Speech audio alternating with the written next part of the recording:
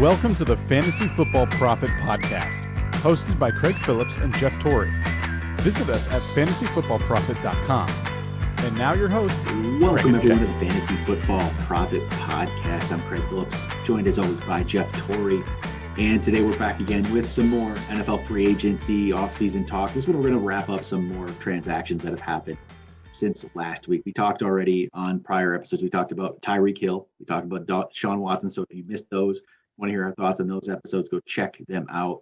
This one, we're going to try to wrap up the rest of the stuff that's happened in the last week, which I guess is the first one's not going to be, isn't anything. It's crazy what's happened now with Tyreek Hill, but Davante Adams got traded, but it feels so long ago now. So that it happened. That one is another one. Davante Adams going to the Raiders, that just came out of nowhere for me. I did not expect this to happen. You would thought once Aaron Rodgers came back, I thought in everyone's mind was, okay, Davante Adams is going to be back. They put the franchise tag on him. That almost always means, they're going to re-sign the guy, right? That's how it plays out. You're going to re-sign him. And that's not what happened. And clearly this was the plan. Aaron Rodgers knew it. Everyone knew where he was going. He was already apparently bought a house in Las Vegas next to Derek Carr, his former college quarterback.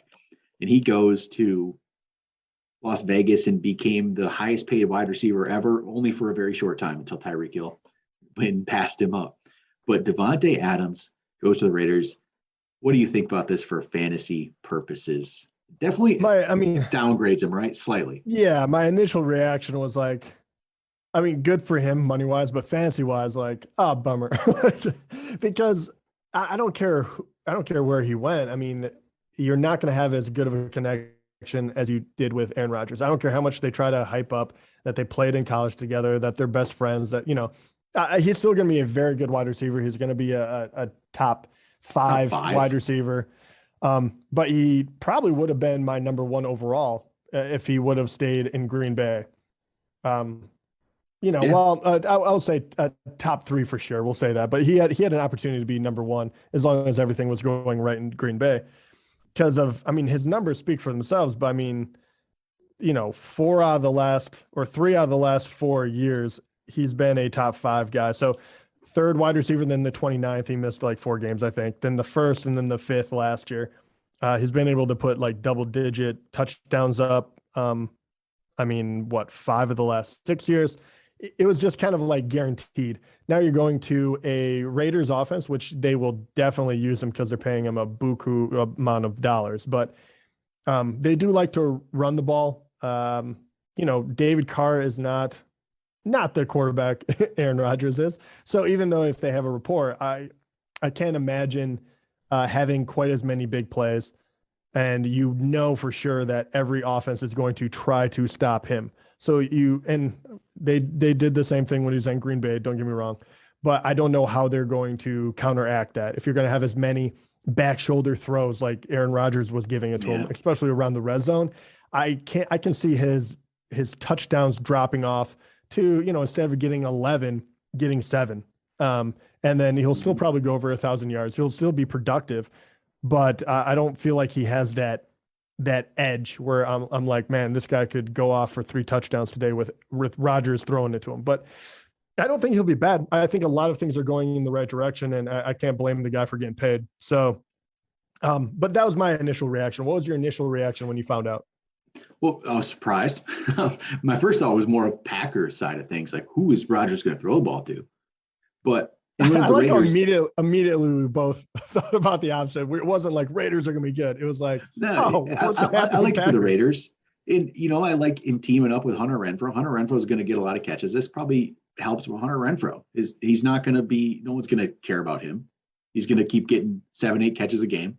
Yeah, he's going to be a PPR darling again, yeah. Yeah, he's going to keep doing that. Davante Adams, it's not going to be – like you said, Davante Adams and Aaron Rodgers in the red zone near the goal line was just unstoppable. It's not going to be that. Derek Carr's a good quarterback. He's just not Aaron Rodgers. So, right. Maybe we'll be surprised and the connection will be ridiculous and it'll be a lot of catches, a lot of touchdowns. But at this point, he has to drop below, obviously below Cooper Kupp, probably in Jamar Chase and Justin Jefferson at the least. I could see him sliding in at 4, probably in my mind. Yeah, he's still talented because after that, it's Stephon Diggs, it's Tyreek Hill. So I can easily see him going at 4. Diggs is the one that maybe could jump ahead of him, but nah, I think I'll probably put him at 4 and keep him there. Yeah, I like that. I mean, it's probably true. I'm trying to think if we forgot anyone. No, because there's Debo, there's Diggs, there's Hill, there's AJ Brown, the CeeDee Lamb. Yeah, it's just I mean, everyone has like question marks as well. Yep. And with this kind of price tag, you have to believe that they're going to try to give it to him as much as possible. So yeah, probably 4th. Yeah, but yeah, I don't know. What do you think his upside is? I still think it's number 1. Upside potential is number 1. Double-digit touchdowns, that can still all happen. It's just, again, like more unlikely. With everything that's happened this offseason, it's just more question marks. There's just not a lot of sure things. On the Packers, he was just a sure thing, 100% a sure thing. We don't have that anymore. There's just not a lot of sure things. There's just not. Everyone's question marks, which is going to make it very interesting in fantasy this year. You're taking chances almost everywhere you turn now. You're going to take, a chance on the pick you're making, which is, except for maybe Cooper Kupp. That's about your only player you're not taking a chance on around here. And everybody else is Justin Jefferson, right? Probably. Even Jamar Chase. They'll do those two. Maybe there's not much of a, You would think that there wouldn't be a huge discrepancy between the amount of work all 3 of those guys got. But once again, Cooper Kupp, like almost setting records, you have to believe that you slide back a bit. So then you start, putting that into play. I don't know. I mean, yeah. The rest of the depth chart for the Raiders, do you think that anyone gets helped by it? Well, I have to say, especially Waller, right? Yeah. Does that help or hurt him? I don't know. It doesn't hurt him. The target, he's not going to be like, his targets really went down. Like he had so many targets in like the first game last year that still was on everybody's mind. But I mean, what's his targets? Did they go down because he was the primary wide receiver really on that team? You had Hunter Renfrow and then who? You just concentrate, and Bryan Edwards was the other guy. Yeah, I mean, and then he was hurt. Who else did you have during the year? You had Ruggs for a moment, and then you had did you have Deshaun Jackson? Deshaun Jackson, yeah. Like they were really trying to plug holes. So I do wonder if adding Davante Adams will help free him up a bit. Or do you think that was not the reason? It could help it. I think that's, I don't know if it'll change his numbers that much because Devante is going to take a bunch away because of that. But it's a good, it's a good receiving group for Derek Carr. It really is. Adams, Waller, Renfrow. That's a good group for him. So it's going to be, again, interesting how it plays out. I mean, this is his chance to prove himself, just like Tua has his chance to prove himself in Miami. This is Derek Carr's chance. Is he good? Can he play? Yeah. And we talked about Tua, and we were asking really if the addition of Tyreek Hill would kind of promote in your mind any reason to actually draft him on your team. I'll ask the same thing. Adding Davante Adams, one of the best wide receivers in the league, does this put Derek Carr on your radar, or is he still off of it? No, he would definitely. I think I'd put him ahead of Tua. Like they're going to be close in the ranks, but I'm interested because right now Derek Carr is going to probably be ranked below. People are going to go draft Justin Fields ahead of him. They're going to draft Trey Lance ahead of him. Those kind of guys who knows, right? Like, yeah, I mean, no one knows. And Justin Fields, Trey Lance, truly no one knows. Justin Fields has such an uphill battle to climb with no Allen Robinson. And I mean, I don't know why anyone would draft him over. But Derek Carr is going to be the guy I feel like you can completely wait on quarterback and just, you know what? Let's take Derek Carr. He has all these weapons. Why not? Right? Why not? Do you have the rankings up right now? Yeah, let me pull this up here. Where is Derek Carr and Tua? Just those two. All right. Okay. Derek Carr is 16th and Tua is 18th right now. Okay. Tyreek Hill did just get traded today when we're recording this, I believe. Yep. So that probably hasn't changed yet, but so 16th. And that is like definitely when Adams, people have a lot of people have already incorporated. He is behind Trey Lance and Justin Fields. See, I don't understand. I don't agree with that at all. So, I mean, he moves up to 14 easy, right? On just in my thinking. So it is kind of interesting. Mm-hmm. He's behind Kirk Cousins. I'd rather have him than Kirk Cousins. So in my mind, Derek Carr is probably 13th. Let's look this up. What did Derek Carr finish last year in fantasy? Okay, so he's been Mr. Mediocre. No offense to him, but looking at the numbers, well, I'll do the last 4 years, but 18th, 16th, 13th, 14th. He has not been able to crack the top 10. In 2016, actually, he did. He was the 10th best quarterback. That was his best year that many years ago. But this is definitely the best situation he's probably been in.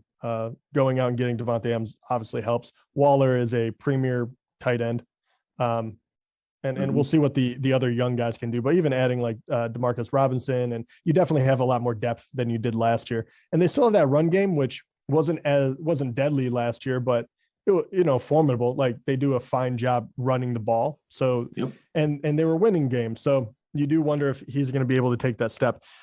What do you think knowing that 10th is best he's ever done, what do you think his ceiling is? Around there, because there's a lot of guys. There's a lot of good, like really good guys. There's, Josh Allen. There's Herbert and Lamar and Mahomes and Murray. That's 5. And Burrow. There's so many. And Dak and Stafford and. Yeah, and even though I crapped on Trey Lance and Justin Fields a little bit, they also do have high like ceilings, right? Like if they start running around too, you never know what they would be able to do in fantasy. So okay. Yep. All right. We'll talk about some other moves then. That was one. Allen Robinson goes to the Rams.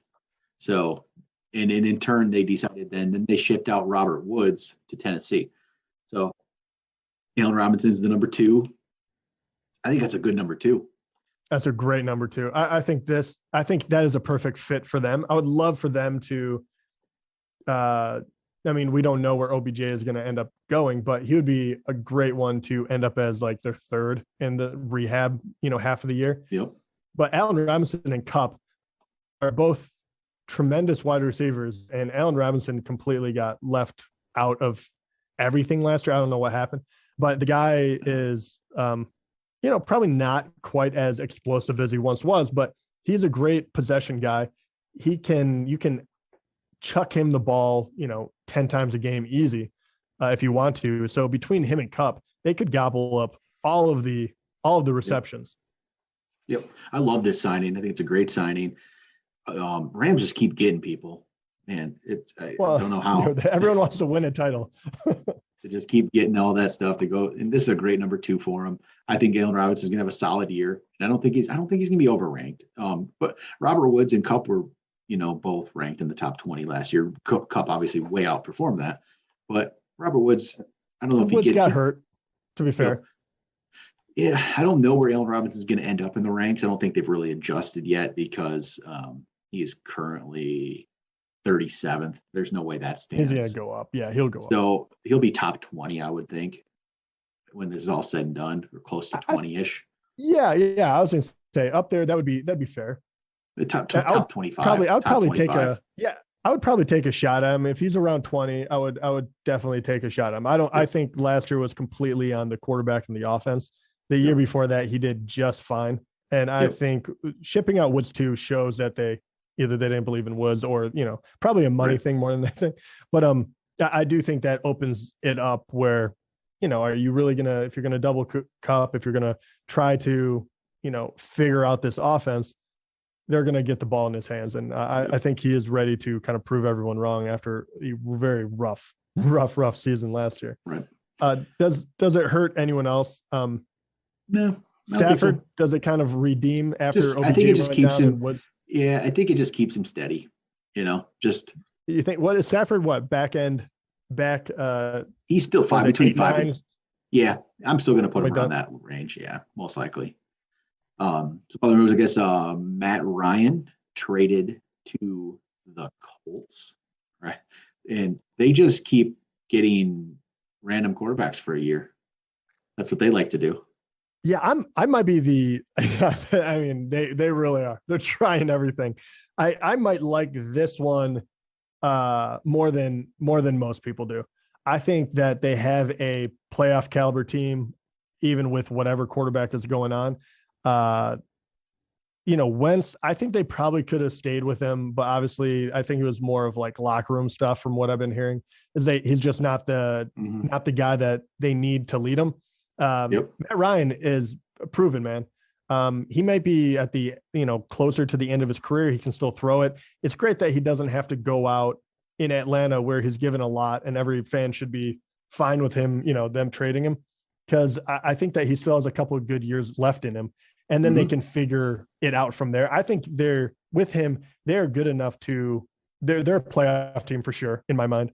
And I think if some of the younger guys that haven't really been able to step up they could beat anyone really. I'm not saying that they're going to be the best team, but they really have a legit shot with that rushing ability. And now, we'll see what happens with the young guns, but this has to help the young wide receivers on that team. Definitely. I like the move. It's solid. I think Matt Ryan, he can still play a little bit. I mean, Tom Brady's played like 9 years since Matt Ryan. So Matt Ryan's he's washed, right? And he's old and he's 36 years old, Jeff, just to let you know. That's now considered. Also, that is crazy because how old is Brady's going to be? What is he going to be 41 now? He's Brady? He's going to be 40. He's going to be 45. It doesn't matter what age he is. But it's so funny that QB can go longer than the punter now. So Brady will be 45 before the year starts. And Matt Ryan will be 37. Man. So that's why I laugh when I'm like, he does have a couple of good years left in him. And the only reason anyone thought he was washed up, as far as I know, his arm strength, everything like that is fine. He was just on a crap team. Like Atlanta took a couple of bad shots, right? Like Kelvin Ridley, leaving for health reasons, whatever. They just weren't a good team. And so obviously your numbers are going to drop off and people are going to think less of you because you're quote unquote older quarterback. I do not think that was the deal with Matty Ice. I honestly think that he has a couple of bullets left in the chamber, if you will. I think he's going to look like renewed when the only person you could throw to is Cordero Patterson and a rookie Pitts. Like no one is going to look like their prime self. He's 2 years younger than Aaron Rodgers even. So yeah, Aaron Rodgers is getting up there too. Yep. But all right, so another, I guess, a bigger move. We already talked about it on the Tyreek Hill episode. Juju Smith-Schuster goes to the Chiefs. This one is kind of a wait and see for me yet because we've got to wait and see if he's the guy or not. That's going to change my opinion on him. So I really don't have an opinion until I know what that roster is going to look like at receiver. Hard to say. So then I'm going to go through. I'm going to go through every team. I'm going to see if I can find any moves that look interesting to us because it's probably not a lot, but hey, let's see. Buffalo Bills. How about this? They signed Jamison Crowder. Yeah. And OJ Howard. I like everyone they're signing. I really, really like, but it's not going to, I don't think it will affect the fantasy output. I think it's just making them a really strong team after watching how they barely lost last year to the Chiefs. Man, they're gearing up. If they don't win it this year, it is going to be wild to see these guys leave or them having to restructure because they're giving everyone money. They're just saying, this is our chance. Let's do it. Yeah. They're going for it, aren't they? They're going to do. It's not any secret either. I mean, they're like the Rams won and they had Von Miller. Let's pay him a bunch of money. Let's get him on the team. Who else? They had depth. All right, let's go get OJ Howard. Let's do this. They have depth at every position. They have, Jamison Crowder is not a slouch. He's a pretty good NFL wide receiver. Not my favorite as far as like fantasy goes, but he can definitely help a team out. And if he is like down your depth chart, then you just, I do wish that JD McKissick would have signed with them though. I think that would have added for fantasy, terrible. Like you wouldn't have been able to grab any of those guys, but that would have added another layer. Just as a football fan, I would have loved to see them with that many weapons and throwing out of the backfield a lot more. That would have been cool. So we didn't really talk about Robert Woods necessarily on what he's going to do with the Titans. So now he's the number 2 for the Titans. What are we thinking there? So he's behind AJ Brown. Julio was cut. So Julio's another. We'll have to see where Julio goes. But Robert Woods, I'd say I'm not terribly excited. I don't know. Not really I'm not just, I don't know. No, I don't like it either. And to be fair with everyone listening, I've never been over the moon on Robert Woods, so I feel like I'm kind of doubling down now, which isn't fair. But look, he's coming off an injury. He's even on a team that is notoriously does not throw to like the number 2 wide receiver for whatever reason. They're run heavy. Henry did get hurt last year. Maybe they will back off of the run a little bit and give a few more. But AJ Brown is by far the number 1 wide receiver there, and they try to get it to him every chance. He is just a different type of wide receiver where you don't have to throw it to him an elite amount of time for him to get that kind of production. They're not going to give Woods the kind of receptions that I think he needs in order to be really fantasy relevant. I think he's going to be worthy of drafting.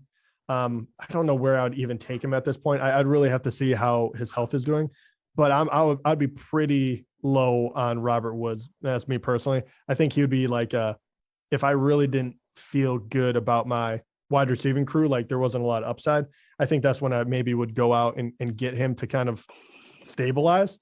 But other than that, I'd be looking for other guys that had higher ceilings. I just don't see it there for him or Tennessee. Yeah, I'm just not. They also signed Austin Hooper. Yeah. Another Austin Hooper. Was that another person bailing from Cleveland or?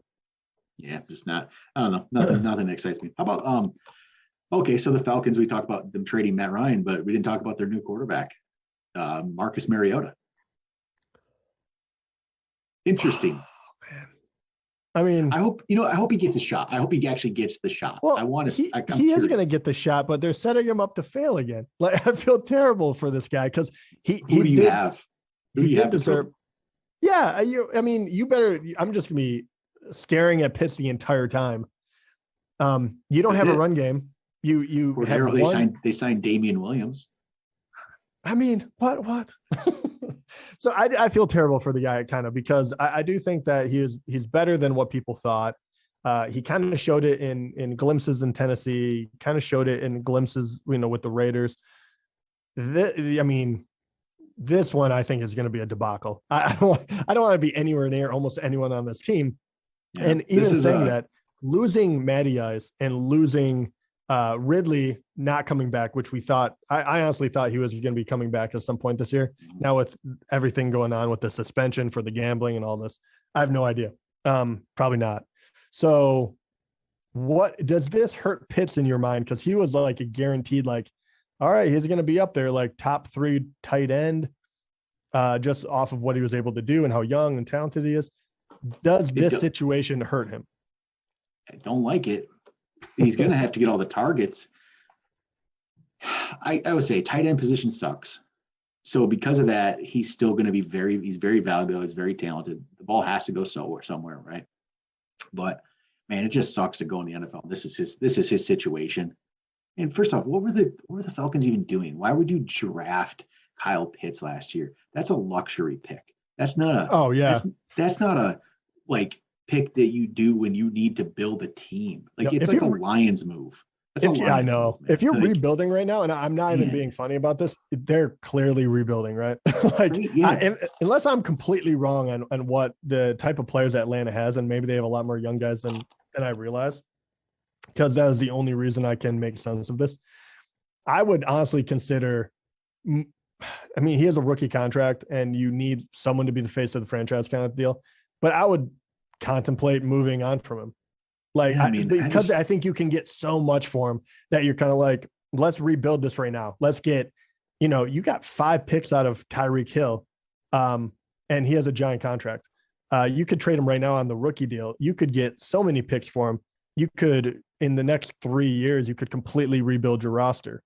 I realize that he's a tremendous tight end. He might be kind of one of those generational guys, but it's not going to matter. He will leave you when his contract is up if you're not anywhere near it. And we've seen it how many times. So if I was them, I would actually consider moving on from him and just let's rebuild, because we are going to suck.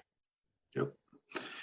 Not a lot of other big moves. Jameis Resigned with the Saints, 2 years, $28 million. So it looks like they give him another shot to be the guy after they didn't get Deshaun. Let's do this, Jameis. I'm rooting for you. No one wants you, but you're sticking around. Leonard Fournette re-signed with the Bucs. No surprise there. Actually, a good amount of money though. Yeah, it's actually running good. back. It's 3 years, 21 million. Could be upwards of 24. That's good money. That's really good money. It is. No running back is getting paid right now, and you know, I don't know where they're getting the money with Brady coming back and everything, but good for him. Good signing. Let's see here. Rashad Penny re-signed 1-year deal with the Seahawks. I'm very interested in this, to be honest, just because he looked really good at the end of last year. He did look really good. We still don't know who their quarterback is, right? I hope it's not Drew Lock. Yeah, I mean, I guess we do know who it is. It is going to be Drew Lock, but with him and assuming they get Baker Mayfield, someone like that, do you think I mean, obviously they're going to have to run. Do you still like Rashad Penny? Do you think he's good enough to overcome the team that probably isn't going to be able to pass all that efficiently? Do you believe in him enough for that? I don't know. Because they're not going to have an elite quarterback. It's just not going to happen, right? There's no one left. Colin Kaepernick wants to go there. Once again, I mean, I don't care. So whatever you think about Kaepernick, he was a tremendous athlete and he was good for the San Fran for a little bit. He has not played in a while. I would still, if he went there, it's not changing my mind on what they're going to be able to accomplish through the air, right? Like, so Kaepernick, he had a training session or workout session in at the University of Washington. Just this the other day, it's his third workout in the last 9 days with NFL receivers. He also did a workout with Tyler Lockett.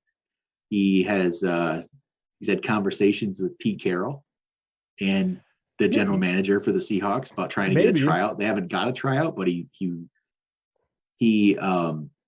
wants that tryout. And you know what? If I was Seattle, man, what are you going to lose? I mean, do you have anything to lose? That would be the question. You would get a ton of publicity. Good or bad, I have no idea. I mean, probably more good than bad. I don't think it changes anything. The worst thing about that is if he didn't do well, it'd be brutal. Like, you know what I mean? But they don't have anyone to fall back on. Like Drew Lock cannot be your de facto number one going into the year, right? So you got to grab someone. And if that is the best guy available, if I'm Seattle, I'm doing what I need to do. So there's two other quarterbacks out there, and it's Baker Mayfield and it's Jimmy Garoppolo. So that's their other options. Yeah. Actually, Jimmy, I mean, you have to – the worst part about this is you have to pay them like they're going to be your starter. You have to give them way too much money. Maybe not. Maybe they're like, hey, we're not going to sign you Jimmy G unless you take a giant pay cut. Like, you know what I mean? Like, I know you're going to be a starting NFL quarterback, but we'll go somewhere else. Like, maybe they could just put the screws to him and that'd be worth it. Because otherwise you're like – and there's no one in the draft either, right? Like that's like ready. I feel like I like Malik Willis, Pickett, but if you really believed in one, then you could just throw him to the fire. But I feel like that doesn't work. Like when you are able to sit a guy, it works a lot better.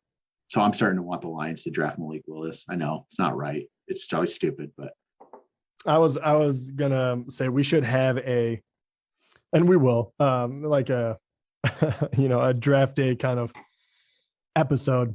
But you can see these guys, their stock rising. And Malik Willis let me guess, did you see the thing that was all over Instagram where he just bombs it like 60 yards in the air, perfect on a dime? Yeah. I'm like, I don't know. I feel like this is what happens every year. And Malik Willis, maybe Seattle goes out and gets him and just says, hey, we're going to run with this guy. He has so much behind him right now. Between that and then the footage of him giving gear to, a homeless individual, he's saying all the right things. He definitely looks like the face of a franchise. Okay. As a Lions fan, how upset are you going to be if they go draft him and he becomes a star? Oh, and he becomes a star. I honestly, I'd be livid if they took him with the number 2 pick overall. If they get a quarterback right now, I would be like all of my good faith out the window. because I think they're doing it right finally. And I think this is not the year to go out and get that guy. Like, I don't think I don't mind any of these guys, but if you have to take him in as a top 10 pick, I just don't want it. Like, grab someone that is a guaranteed guy. And we do this all the time as a Lions fan. And the same thing we just talked about with Atlanta. I know you do need a quarterback, and a lot of people say get your quarterback and then build around him. I disagree. I think you have to have a certain amount of people already in place, a certain level of play. I think the Lions are one draft away from being able to do that. And we still have Goff, and he'll be fine for a couple of years. It's a pretty good example of that is get your team before you get your quarterback is the Rams last year. Yeah. Or you just go ahead and pay someone when you have everyone in place. Get everyone in place. Let's go get the quarterback. Yeah. And look at and if you think about it too, San Fran, we'll find out this year, but Trey Lance is that guy, right? They already had a good team. They had Garoppolo, and then they grabbed him. If you're already a playoff caliber team without the QB, then please. But otherwise, you're going to end up looking like the Jets, where you have Zach Wilson, and you can't even tell if he's any good because the team crumbles around him. The Lions did it the other way. They had the quarterback. Stafford didn't really get the team. They had the team around him maybe once, maybe twice, kind of got it, but never quite. No, and I blame management. It's because we were terrible at the draft. You see this all the time. I mean, how many times are we going to take a wide receiver and then it's like, man, you can't waste all your first round picks on wide receivers. We did get Megatron, but other than that, I mean, it was like Mike Williams, Charles Rogers, Ebron, like a tight end talking about that. God, just pick a left tackle one time. I know, but they got Sewell last year. I love that pick. Absolutely. The last two drafts have been great. So that's pretty much it for signings. There are a few guys still out there. Not a lot, but Odell's still out there. Julio still out there. So we got guys that are not in the prime. Melvin Gordon still out there. Actually, Julio, Melvin Gordon. Yeah. Is he Jarvis Landry? Is he supposed to go back to Denver? Julio or Falcons? No. Did you say Melvin Gordon? Yeah, Melvin Gordon. Yeah. Is he supposed to return? That was what he wanted to do. That was the initial. Let me say I haven't read any Melvin Gordon stuff in a bit. Let me see if there's any of the latest. There's still possibilities that he can go back to Denver. We'll see. That's going to change Javonte Williams completely. If he comes back. Rocket. So I would not be surprised if all of a sudden you're seeing him as the top 5 guy. I mean, he's already, I think, top 10 or close to it. He's right now. Javonte Williams is ranked 9th. Oh God. I don't want to pay. Well, to be fair, right now you can say that he is the number 1 running back on the team. So, but we'll find out. The one that interests me the most is Julio. And I know that last year last couple of years he's been banged up. He didn't play a whole lot. First, I do think that he'll probably go to a contender. That seems like the best spot for him, right? Like you already have some depth. He can play that part as a number 2 wide receiver now or something. Is there any landing spot that would interest you in going out and getting him? Green Bay. That makes sense. I mean, I don't know, but I don't even know if that's in the possibility, but I feel like it should be. I don't know why Green Bay wouldn't, because it's going to be a shorter contract too. I did hear some rumors of the Patriots, but I don't love that. This feels I feel like I've done this episode before with a veteran receiver and saying Packers, Patriots. I mean, and it never happens.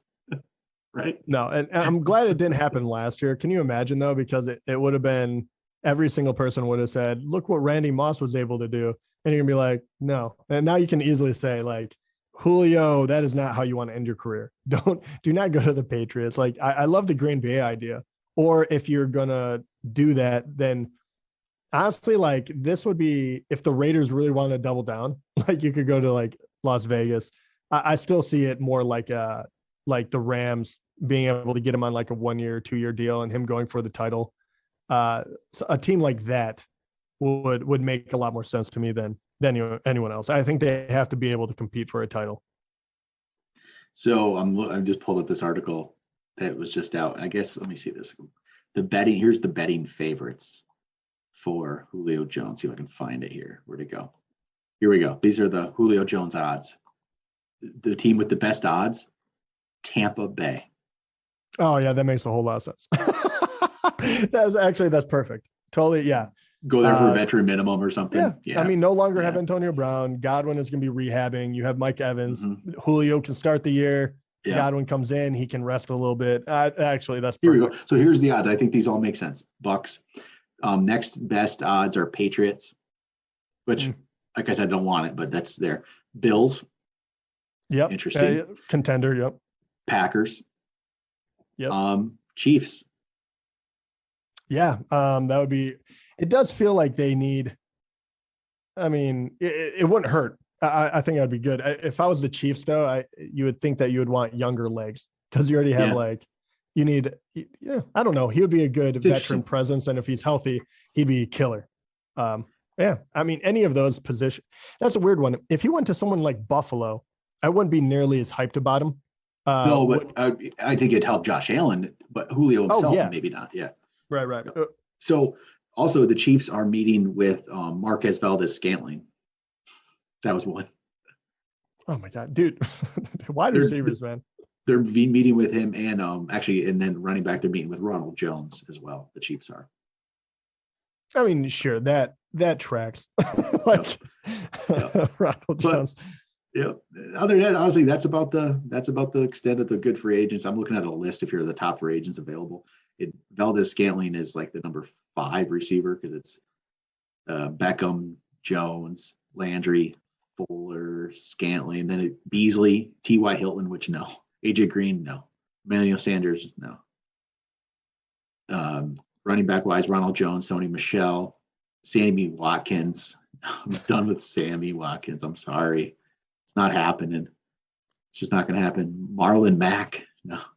Willie Snead. Yeah, it's getting ugly. So never mind. Isn't that terrible though? Like how many of those guys were names just like 2 years ago, 3 years ago? No, happens quick. It does.